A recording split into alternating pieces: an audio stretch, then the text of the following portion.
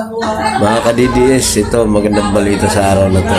Ang Mindanao Leaders Movement para sa 2028, suporta nila para kay BP Sara. Nag-umpisa na, nanunumpa na po sila. Na ito guys, panoorin natin.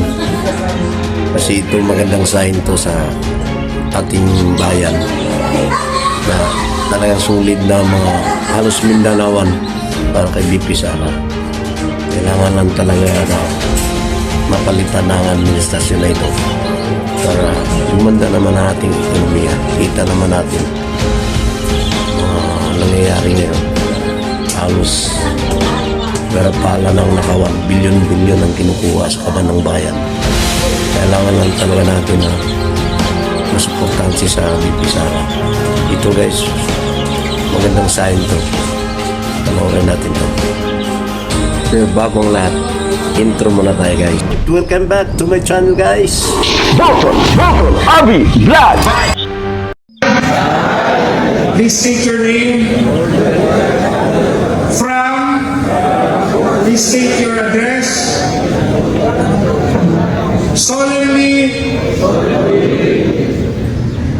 state your position in the organizations of the Inday Sara 2028 movement nationwide.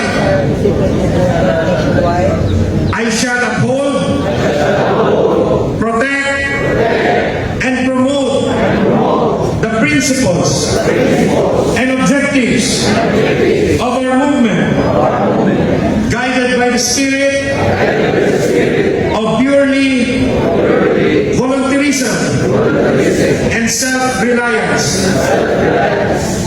I commit to serve with integrity, humility, and compassion, leading by example for the betterment of my community,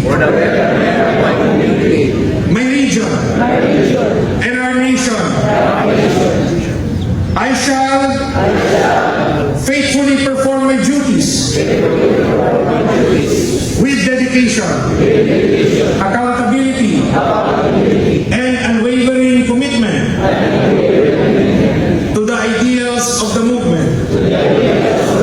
So help me God. Congratulations!